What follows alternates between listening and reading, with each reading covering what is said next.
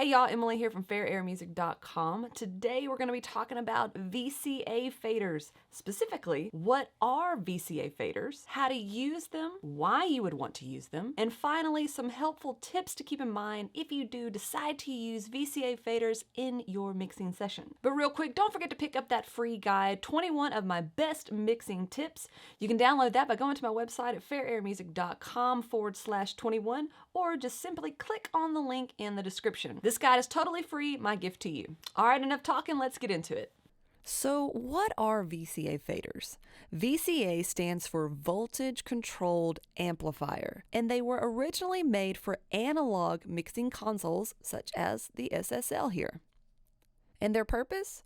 To allow the engineer to control the volume levels of several channels with only one fader. You have to assign audio tracks to a group and then assign them to a VCA fader. And this applies to both analog consoles and your DAW.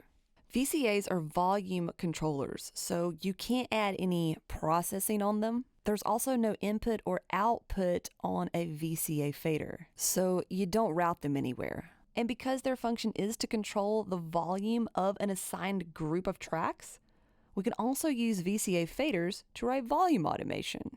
So now let's get into how do we use VCA faders. I've got a Pro Tools session open here, but everything that we're going to be talking about can be applied to most all DAWs. So the first thing that we need to do is create a group that we want the VCA fader here to control. So let's make one for the drums. I've got all of those selected, and in Pro Tools you can just hit Command G to open up the Create Group window here, and I'm just going to call this Drums.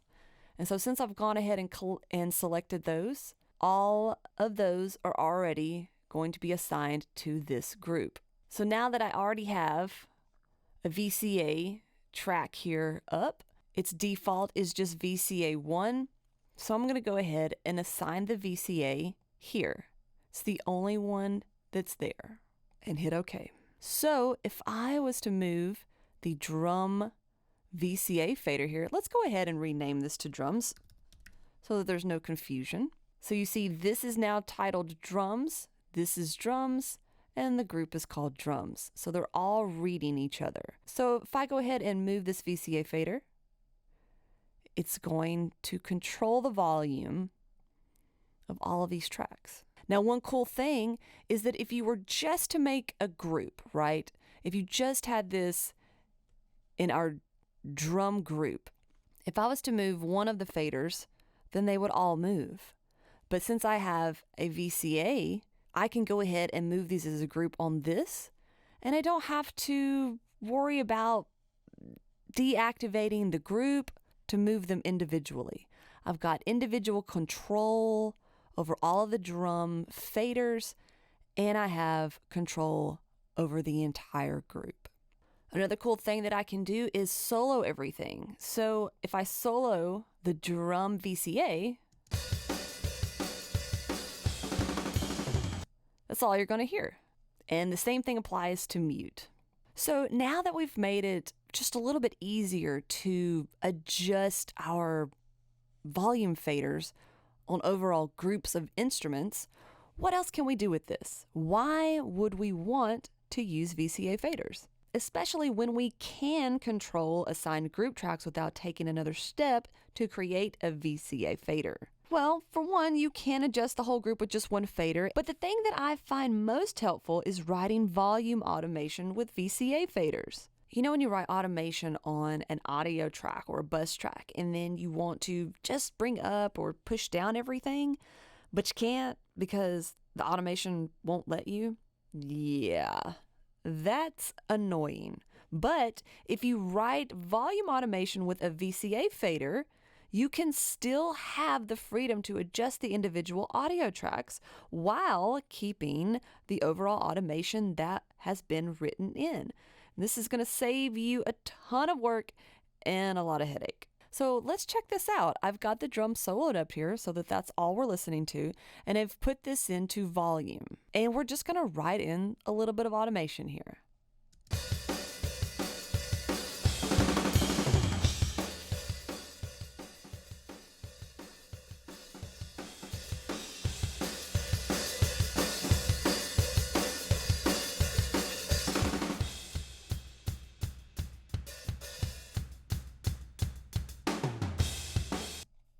Okay, so I've written the automation on the actual VCA fader.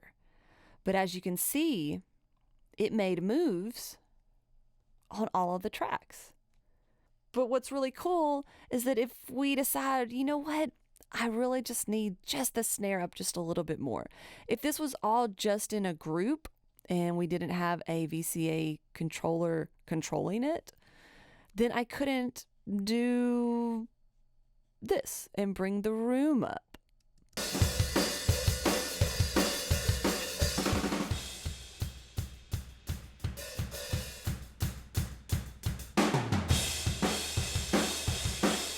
So the moves that I've made on the individual room track here has stayed the same. So when the entire group goes up, it stays at that relative amount that I've already added to it. Same thing if I bring it all the way down here.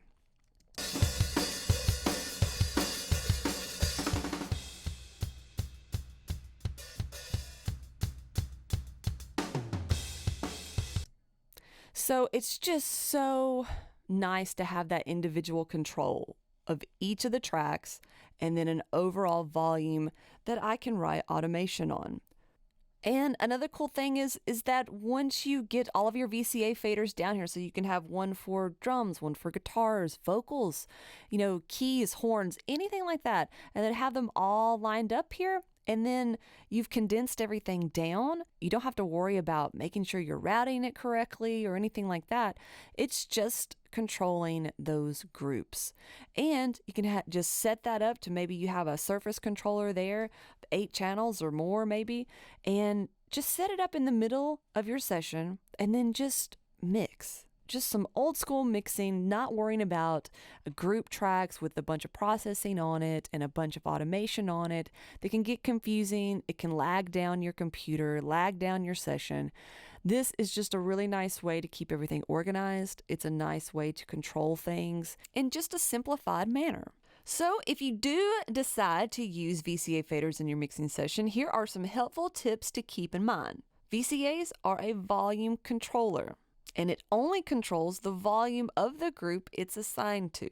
Another thing that you need to keep in mind is if you do want to process an entire group altogether, so if you want to run all of your drums and then have that to a bus and process that as a whole drum kit, this is not going to be the answer.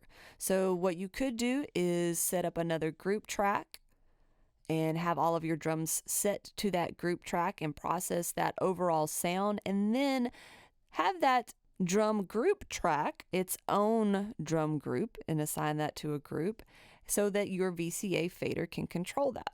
And the last thing to keep in mind is that VCA faders are controlling the tracks in its assigned group in post fader mode, meaning that if you're routing your audio tracks to a bus group for processing, the adjustments on the VCA fader will affect the input to a bus track. So let's say, for example, that I do want to process all of my drums as a group instead of individually.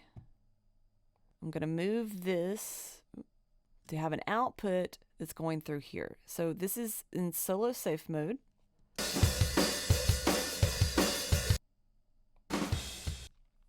So I'm still controlling all of these here. One thing to keep in mind is that when I have my compression, all right, so we've got a simple little stock compressor here, and I want to process my overall drum sound. So I've got all of my drum tracks going to this group track right here.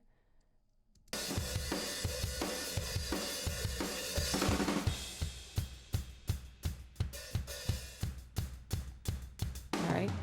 What you need to keep in mind is that if I make any moves on the VCA fader here,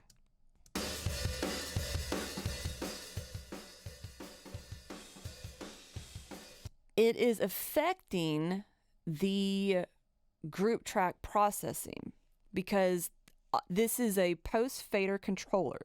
So anything that the fader controls will affect after the fader moves. So if you do have things going to through a group track, it is just something to keep in mind that you might want to just have the VCA control the group. So then the fader moves on that is in post, and then will just affect the output of the insert that you have.